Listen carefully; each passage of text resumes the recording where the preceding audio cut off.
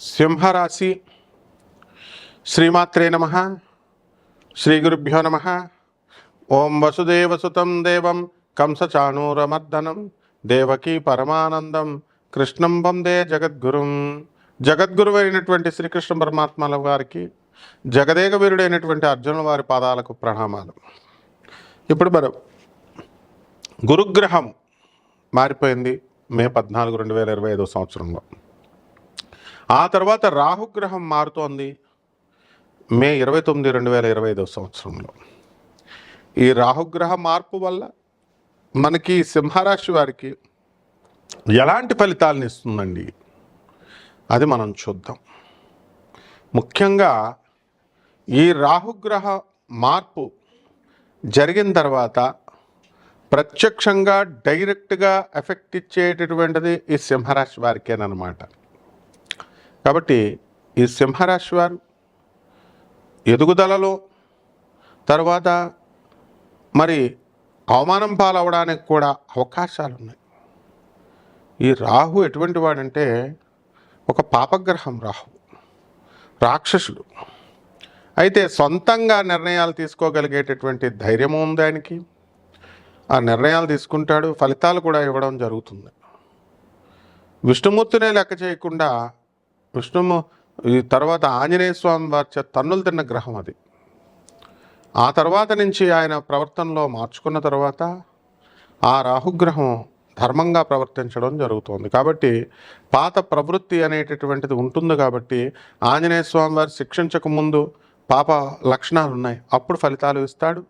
ఆంజనేయ స్వామి వారు శిక్షించిన తర్వాత దేవుడి స్థానాన్ని ఇచ్చాడు, కాబట్టి ఇప్పుడు ఈ శుభ ఫలితాలని ఇస్తాడు. కాబట్టి ఈ యొక్క సింహరాశి వారికి సప్తమ స్థానంలో ఉన్నటువంటి ఈ రాహుగ్రహం వల్ల వితండవాదాలు చేసేటటువంటి ఈ యొక్క భర్తలతో వితండవాదాలు చేసేటటువంటి వ్యవహారం వస్తుంది. అలాగే జీవిత భాగస్వాములతోనే కాకుండా వ్యాపార భాగస్వాములతో కూడా గొడవలు పెట్టుకుంటూ వితండవాదాలు, తర్కాలు చేసుకుంటూ ముందుకు వెళుతూ ఉంటారు. ఇవన్నీ కూడా మీరు కాస్త మానుకోవాలి.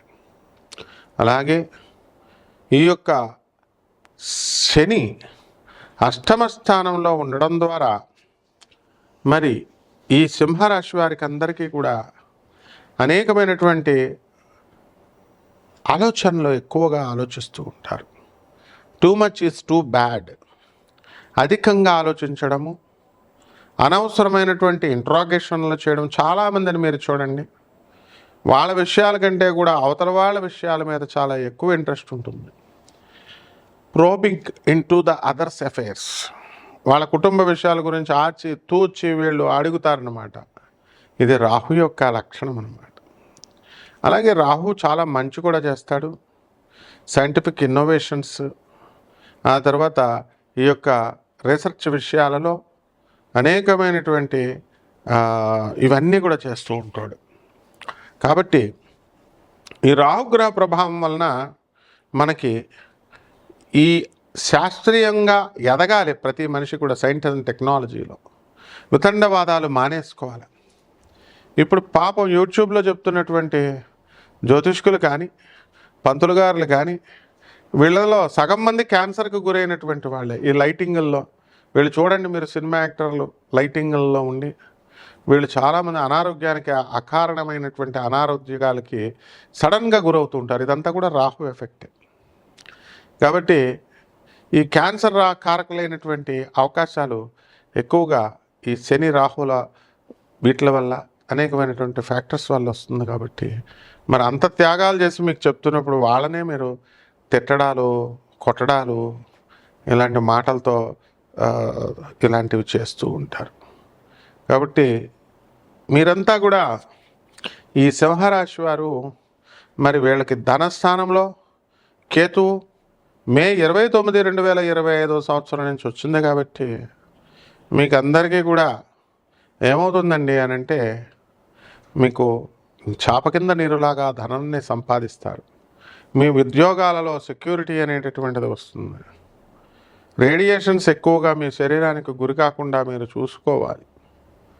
అలాగే ఈ యొక్క గురుగ్రహము మార్పు వలన మీకు మే 14 నుంచి అక్టోబర్ 18 వరకు అఖండమైనటువంటి లాభాలు మీరు ఆర్జించడానికి మీకు అవకాశాలు ఎక్కువగా ఉంటాయి.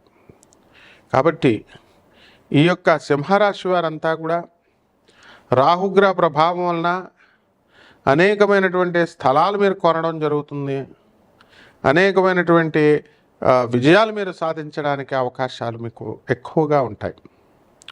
అయితే ఈ యొక్క కుజుడు మీకు నేచపెట్టి కర్కాటక రాశిలో ఉండడం ద్వారా మరి మీ పేరు మీద ఉన్నటువంటి స్థలాలు అనేటటువంటివి కాస్త మంచి రేట్లు రావు. అయితే ఈ యొక్క రాహు మీకు మే 14 నుంచి అక్టోబర్ 18 వరకు కూడా మంచి శుభ దృష్టి ఉండడం ద్వారా మీకు ఈ సింహరాశి వారందరికీ కూడా అనేకమైనటువంటి లాభాలను మీకు చేకూర్చడానికి అవకాశాలు ఉంటాయి. ఇలా మీరందరూ కూడా సింహరాశి వారు తీర్థయాత్రలకు వెళతారు. మీ పిల్లలకి చదువులు రావడం అనేటటువంటివి జరుగుతాయి. అలాగే ఈ యొక్క చక్కగా ఈ విద్యల్లో రాణింపు, విదేశాలలో యాత్రలు, విదేశాల్లో అప్లై చేసుకునేటువంటి కోర్సుల్లో మీకు సీట్లు రావడం, విదేశీ విశ్వవిద్యాలయాల్లో మీకు సీట్లు రావడం, ఇలాంటివన్నీ కూడా మీకు జరుగుతాయన్నమాట. కాబట్టి ఈ యొక్క రాహు మార్పు అనేకమైనటువంటి మంచి ఫలితాలని మీకు ఈ సింహరాశి వారికి ఇస్తుంది. అలాగే వితండవాదాలు చేసేటటువంటి ఆ శక్తిని మీరు తగ్గించుకుంటే సరిపోతుందన్నమాట.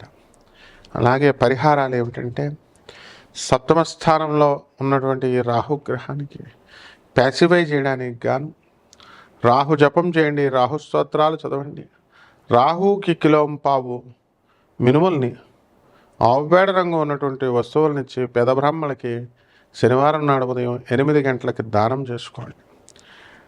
అలాగే దశమహావిద్యల్లో ఒకటైనటువంటి ఈ యొక్క ప్రత్యంగిర అమ్మవారికి సమానమైనటువంటి బగళాముఖి అమ్మవారి పంచకాళికల్లో ఒకటిది.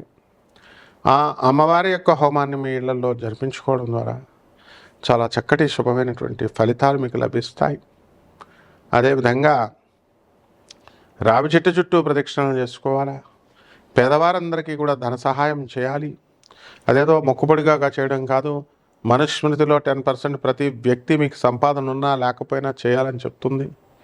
ఇంకా విపులంగా మీ జాతకాలు మీరు బాగు చేసుకోవాలి, బెకిలిగా కనుక్కోవడం కాదు. కాబట్టి అటువంటి వాళ్ళంతా కూడా మీకు నాన్ కమర్షియల్ బేసిస్తో మేము చెప్పడానికి ఎప్పుడూ రెడీగా ఉంటాం. కాబట్టి మీరంతా కూడా మాకు వాట్సాప్లో మీ యొక్క డేట్ ఆఫ్ బర్త్లు అన్నీ కూడా పెట్టి మీరు ఫలితాలు పొందవచ్చు. మేము సరైనటువంటి దిశానిర్దేశం చెప్పి మీ కష్టాలన్నీ పోగొట్టడానికి మేము శాయశక్తులా ప్రయత్నిస్తాం. శుభమస్తు.